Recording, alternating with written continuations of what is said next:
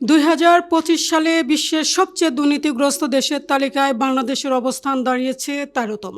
182টি দেশের মধ্যে 100-র স্কেলে বাংলাদেশের স্কোর 24, যা বৈশ্বিক গড় স্কোরের চেয়ে অনেক নিচে। অবশ্য 2025 সালে সবচেয়ে বাংলাদেশের 1 পয়েন্ট উন্নতি হয়েছে, তবে সামগ্রিক র্যাঙ্কিংয়ে পিছিয়েছে এক ধাপ। 2024 সালে সবচেয়ে দুর্নীতিগ্রস্ত দেশের তালিকায় বাংলাদেশের অবস্থান ছিল 14তম।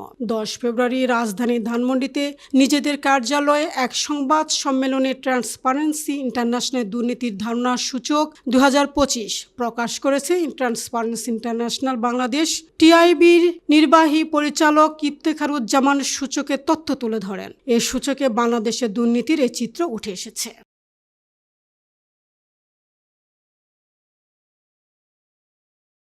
দুর্নীতির সূচকে বাংলাদেশের স্কোর 1 পয়েন্ট বাড়লেও সামগ্রিক র্যাঙ্কিংয়ে এক ধাপ অবনতি সম্পর্কে ইফতেখারুজ্জামান বলেছেন, বাংলাদেশের 1 পয়েন্ট বাড়ার কারণ হলো গণ অভ্যুত্থানের ইতিবাচক মূল্যায়ন, কিন্তু সংস্কার প্রক্রিয়া দুর্বলতা, মাঠ পর্যায়ে দুর্নীতি সহ অন্য কারণে সার্বিকভাবে এক ধাপ অবনতি হয়েছে। অন্তর্বর্তী সরকার স্বচ্ছতার দৃষ্টান্ত তৈরি করতে পারেনি।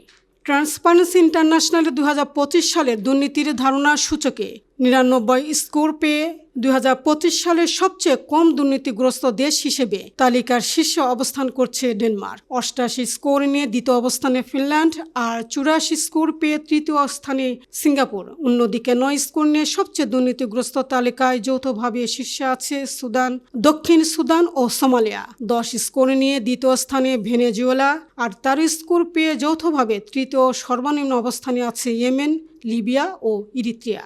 2025 সালের দুর্নীতির ধারণার সূচকে দক্ষিণ এশিয়ার 8টি দেশের মধ্যে 100-এর স্কেলে ভুটানের স্কোর 71, ভারত ও মালদ্বীপের 39, শ্রীলঙ্কার 35, নেপালের 34, পাকিস্তানের 28 ও আফগানিস্তানের 16। সিপিআই অনুযায়ী দুর্নীতির ধারণার মাত্রাকে 0 থেকে 100-এর স্কেলে নির্ধারণ করা হয়। এ পদ্ধতি অনুসারে স্কেলের 0 স্কোরকে দুর্নীতির ব্যাপকতা সর্বোচ্চ এবং 100 স্কোরকে দুর্নীতির ব্যাপকতা সর্বনিম্ন বলে ধারণা করা হয়।